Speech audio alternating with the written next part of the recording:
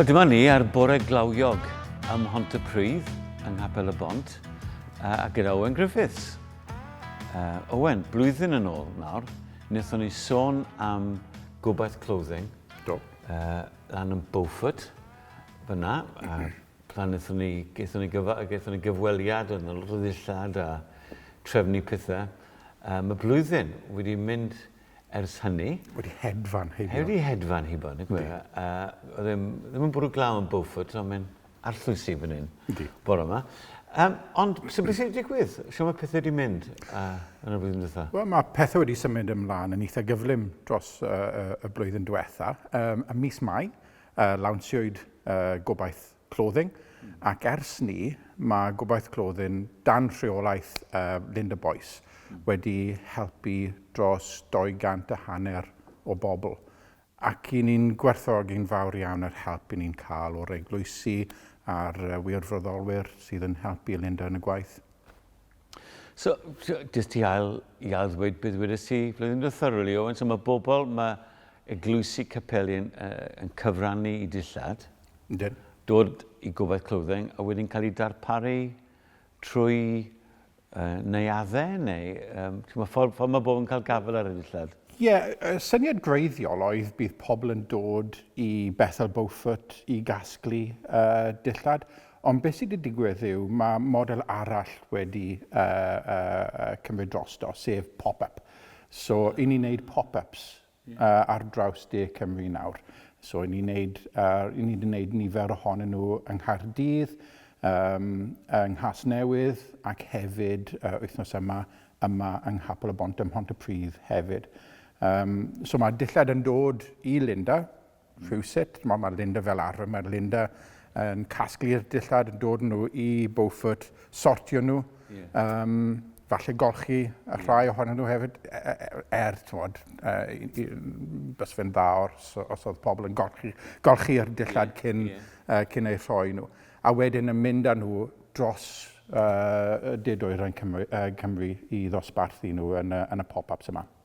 A pan ti'n sôn am pop-ups, mewn rhywle fel hyn, mewn eglwys capel neu ar y stryd? Nid o angenrheiddrwydd eglwys, ond mewn adeilad. Felly, i ni'n helpu, wel, enghraifft, Oasis yng Nghaerdydd, sef canolfan ar gyfer ffoduried. I ni wedi cael nifer o pop-ups fyna. Nid eglwys yw hwnna, ond mae'n lle gallen ni wneud les i bobl a helpu pobl sydd mewn angen. So, i ni'n fodlon wneud pop-ups ble bynnag mewn canolfan cymunedol neu eglwys. Wel, ti'n sôn am ffoduried, Owen, sy'n arwen ni, pan mynd ni yma mewn gwirionedd heddi, so yng Nghapel y Bont, lle ni eistedd, capel mwyaf newydd, yr enwad, allan ni feddwl. Ond mi fydd digwyddiad yma dros y Sul rhwng Gobaith clothing a ffoduried, wy'n credu. Ie. So, nath Gobaith clothing Capel y Bont dod ynghyd gyda sefydliad arall hefyd, sef Cities of Sanctuary, i rhoi ymlaen digwyddiad y bwriad y digwyddiad oedd i helpu ffoduried yn yr ardal. Mae yna nifer fawr o ffoduried yma ym Mhontypridd ac yn Rhondda Cynon Taf yn gyffredinol. Be wnaethon ni oedd rhoi bwyd iddyn nhw, so coginio bwyd twyn, bwyd poeth, a wedyn cael, wel, oedd y stafell yma'n llawn o ddillad. Ac oedd pobl yn gallu dod i mewn a just dewis y ddillad oedd nhw eisiau ar gyfer y hunain neu ar gyfer eu teuluoedd. A'r bwriad yw, nid just cael hon fel rhyw one-off. Y bwriad yw i wneud hon yn rheolaidd ac i adeiladu'r perthnasoedd yma gyda pobl a gyda'r sefydliadau hefyd mwyn bod yn help rheolaidd i bobl sydd wedi ffoi rhyfel neu unrhyw beth arall. Ond mae dillad, gwisgo dillad yn rhan hanfodol o fyw. Mae'n angen un o'r anghenion mwyaf sydd yn ni. So, ti'n meddwl bod oeddi'r angen yn cynnyddu dros De Cymru? Ydy. Nid jyst ymlaeth y ffoduriad, ond pobl sydd yn byw yma yn y cymoedd neu yn y dinasoedd hefyd. Ond ein bwriad wrth roi dillad yw nid jyst i cadw pobl yn dwym neu yn cadw nhw'n sych, ond i roi rhyw urddas hefyd iddyn nhw. Dyma be mae dillad yn wneud i bob un ohonyn ni. Ac felly mae'n bwysig iawn i ni ein bod ni'n cael dillad o ansawdd da iawn. Os nag i ni'n fodlon gwisgo'r dillad yma ein hunain, i ni ddim yn rhoi i neb arall. Ond fel wedys ti, mae'r angen yn cynyddu yn anffodus yn y cymoedd oherwydd mae'r problem o dlodi gyda ni o hyd yma. A fel ni wedi clywed yn ddiweddar, mae'r clodi ymhlith plant yng Nghymru gyda'r gweitha ym Mhryden. Wy'n credu, felly dyma'r lle gweitha ar gyfer clodi ymhlith. Mae un plentyn ym mhob 3 o blant yn byw mewn tlodi. A mae hwnna just yn...